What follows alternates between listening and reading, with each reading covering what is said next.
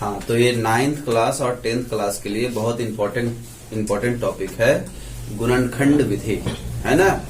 गुणनखंड विधि, ठीक है। कोई भी आपका जो इस तरह का सवाल होता है इसको वर्ग समीकरण कहते हैं। चूंकि घात में स्क्वायर लगा हुआ है इसलिए इसको वर्ग समीकरण भी कहते हैं, या द्विघात समीकरण भी आप इसको कह सकते हैं। तो इनको गुणनखंड विधि से हल करना है, इनको गुणनखंड विधि से हल करना है। तो हल करने का सबसे पहला तरीका ये है कि पहले हम इसमें रफ कार्य करेंगे। रफ कार्य क्या है, नियम समझिए अच्छे से। इसका इसके साथ गुणा करते हैं, क्या करते हैं, गुणा करते हैं। तो क्या हो जाएगा 10x का स्क्वायर। इसका इसके साथ जब गुणा करेंगे तो 10x का स्क्वायर। चिन्ह का भी गुणा होता है, ध्यान दीजिए। तो यहाँ प्लस है, यहाँ क्या है, तो प्लस माइनस क्या हो जाएगा, माइनस हो जाएगा। समझ में आया बात यहाँ तक। जब यहाँ तक बात समझ में आपको आ गया है तो अब अगला स्टेप समझिए। अगला स्टेप क्या कहता है, इसको दो खंड में तोड़िए। ये जो बीच में संख्या है इसको दो खंड में तोड़िए और उन दोनों खंडों को यदि जोड़ें तो ये आए, या जोड़ के नहीं आता है तो घटा के कम से कम ये आए, और उन दोनों खंडों का गुणा करके कितना आए, ये आए, जो आपका इनके गुणनफल के बराबर था। तो थोड़ा सा सोचना पड़ेगा, ध्यान से देखिए कि 3 को तोड़ेंगे तो क्या आएगा, 2 और 1 आएगा, इसके अलावा तो कुछ आएगा नहीं। कहने का मतलब ये हुआ कि अब हमको ऐसी दो संख्या इसको लेनी होगी यहाँ पास जिसका घटा करके 3 आए और गुणा करके क्या आए, 10 आए। तो वो क्या संख्या होगा, 5 और 2। x है तो एक साथ में रखेंगे ही। अब इसको हमको घटाना है तो घटाने के लिए चिन्ह को क्या करना होता है, अलग अलग रखना पड़ता है। तो एक ठो को हम किस में रख देंगे, माइनस में, और एक ठो को किस में रख देंगे, प्लस में रख देंगे।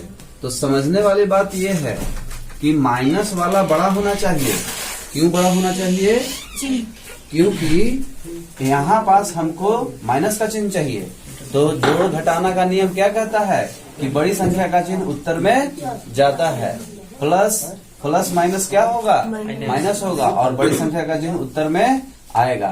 यानी कि घटा के कितना आया, माइनस, यानी कि हम सही किए हैं।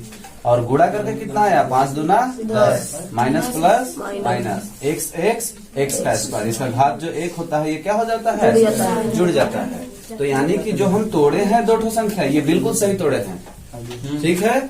अब इसको आगे हम ले चल सकते हैं। तो देखिए यहाँ x स्क्वायर है, यहाँ अब ये नहीं लिखेंगे, इसके जगह पे क्या लिखेंगे, ये लिखेंगे -5x प्लस 2x, और ये 10 अपने जगह पे आ जाएगा, ठीक है। अब यहाँ 2 का ग्रुप बना लीजिए। इसको ऐसे करने की जरूरत नहीं है, बस खाली समझने के लिए हम ऐसा किए हैं, ठीक है। बस इतना ध्यान रखिए कि 2 ठो ग्रुप इधर है, 2 ठो ग्रुप इधर है। अब यहाँ से कॉमन निकलेगा। कॉमन का मतलब क्या होता है, जो दोनों के पास है, तो यहाँ भी x है और यहाँ भी x है। स्क्वायर का मतलब 2 ठो x है, तो एक x यहाँ से बाहर निकलेगा और एक x यहाँ से बाहर निकलेगा। तो यहाँ क्या बचा, x स्क्वायर है तो क्या बच गया, x बच गया, और यहाँ क्या बच गया, 5 बच गया। x जब निकल गया तो 5 बच गया। अब यहाँ से क्या निकलेगा, ध्यान से देखिए, यहाँ बहुत अब आसान हो जाता है। जो आपका ये है x - 5, सेम टू सेम यहाँ भी आता है, ठीक है। तो निकालना आपको आसान हो जाएगा। क्या बचा, 2 है ना, यहाँ पास क्या बचा, 2, और 10 का मतलब क्या हुआ, 5 गुणे 2 तो होता है, तो 2 यहाँ से भी निकल गया, 5 यहाँ आपका बच गया, बराबर क्या है, 0। प्लस था, प्लस लिख लीजिए, ठीक है। अब देखने वाली बात यह है कि जो बाहर में निकला है उसको एक जगह ले लेते हैं, ठीक है, और जो आपका एक जैसा दिख रहा है उसको एक ठो लेते हैं, बराबर 0। बराबर क्या हो गया, 0। अब इसके बराबर में भी ये 0 है और इसके बराबर में भी ये 0 है। तो हम ऐसा लिख सकते हैं, x + 2 बराबर 0 और x - y बराबर 0, ठीक है। अब x ये प्लस में है, उधर जाएगा तो किसमें हो जाएगा, माइनस में हो जाएगा। ये माइनस में है, उधर जाएगा किसमें हो जाएगा, प्लस में हो जाएगा। तो प्रश्न पूछता है ना, कि गुणनखंड विधि से हल करिए, है ना। और उसमें और ये भी लिखा रहेगा कि मूल ज्ञात करिए। क्या ज्ञात करिए, गुणनखंड विधि से मूल ज्ञात कीजिए। तो यही आपके मूल हो गए, ठीक है। तो मूल बराबर क्या हो गया, -2 और 5, ठीक है। देखिए ये 4.2 का पहले का तीसरा क्वेश्चन जो है ये डराने वाला क्वेश्चन है। अंडर रूट देख करके बच्चे डर जाते हैं, जबकि हकीकत में आसान है। तो नियम क्या कहता है कि इसका पहले क्या कर लेंगे, हम गुणा कर लेंगे रफ कार्य में, ठीक है। तो देखिए अंडर रूट 2 एक्स स्क्वायर गुणे 5 अंडर रूट 2, जब इसका गुणा करेंगे तो क्या होगा, अंडर रूट का गुणा आपको बनता होगा, अंडर रूट का गुणा नहीं बनता है। 5 का x में गुणा करेंगे तो क्या हो जाएगा, 5x स्क्वायर, ठीक है। और अंडर रूट 2 इसका गुणा करेंगे तो क्या होगा, 2 गुणे 2 होगा, ठीक है। ये 5x है स्क्वायर और अंदर से जोड़ी बन के एक बाहर निकलता है, तो एक तो बाहर निकल गया तो क्या हो गया आपका 10x स्क्वायर, है ना। तो यानी कहने का मतलब ये हुआ कि इसका गुणा करके 10x स्क्वायर आ रहा है। अब देखिए ना, इसको 2 खंड में करेंगे कितना आसान है। इसको 2 खंड करिए तो 5 और 5 और 2 का गुणा कर देंगे तो 10 आ जाएगा, और जोड़ देंगे तो कितना आ जाएगा, 7 आ जाएगा। तो था ना डराने के लिए।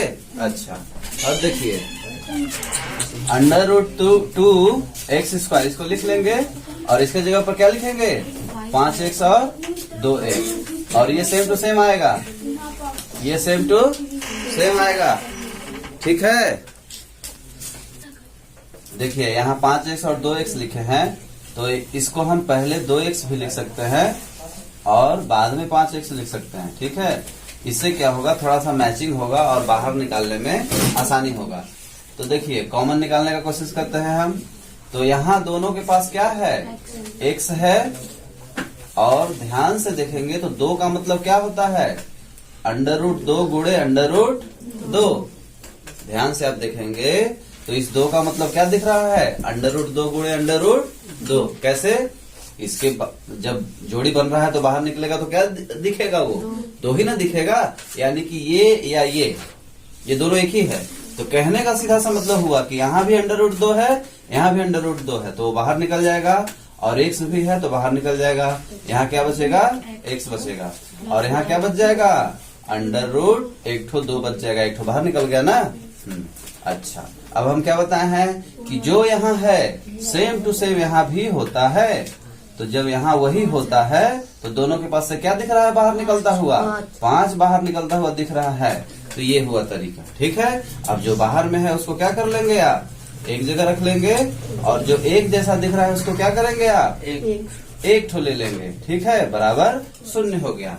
अब चूंकि इसके और इसके दोनों के बराबर में 0 है तो हम क्या कर लेंगे, इसके बराबर में 0 रख देंगे, ठीक है। उसके बाद हम क्या निकाल लेंगे, मूल निकाल लेंगे।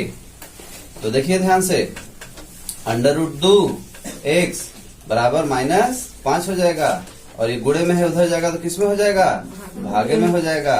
उसी तरीके से यहाँ देखिए प्लस में है उधर जाएगा तो किस में हो जाएगा, माइनस में हो जाएगा। तो इस तरह से 2 ठो आपके आंसर हो गए। देखिए 2x स्क्वायर -x -1/8 बराबर 0। अब इसकी मूल ज्ञात करनी है गुणनखंड विधि से।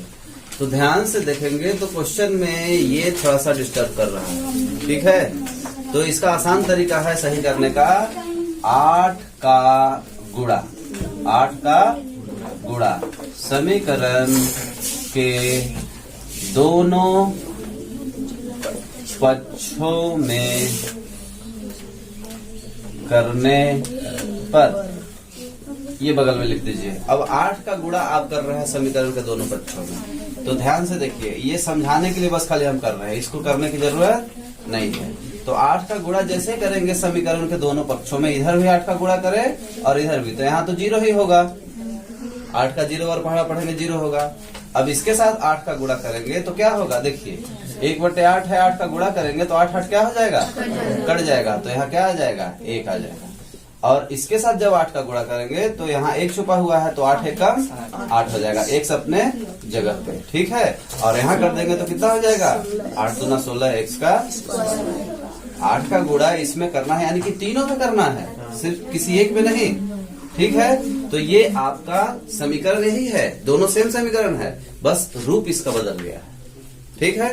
अब बस सिंपल जो तरीका था करने का गुणनखंड, उस तरीके से आप गुणनखंड कर लीजिए। तो कैसे था, इसका क्या करना है, गुणा करना है। तो कितना आएगा, 16x का स्क्वायर आएगा। बीच वाले को तोड़ करके आपको ऐसा लाना है कि गुणा करे तो इनके गुणनफल के बराबर आए, और जोड़े या घटाए तो ये बीच वाला आ जाए।